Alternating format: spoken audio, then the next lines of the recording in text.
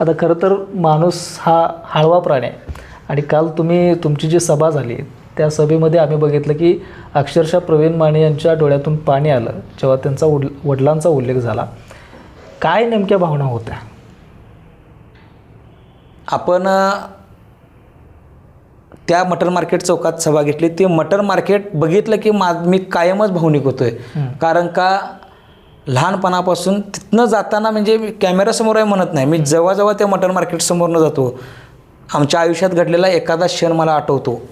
त्यामुळे त्या मटन मार्केटकडे बघितल्यानंतर माझं मन कायम भावनिक होतं. म्हणजे असं आयुष्यातला एक भावुक क्षण तुमच्या कधी आला होता तुमच्या आयुष्यात?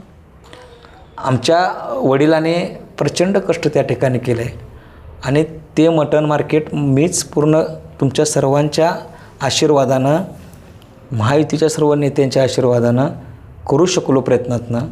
तो एक मला मनस्वी आनंद आहे. आणि माझ्यासारख्या कार्यकर्त्यावर एवढं प्रेम जनता करायला लागल्या, हे उपकार कधी मी विसरू शकत नाही.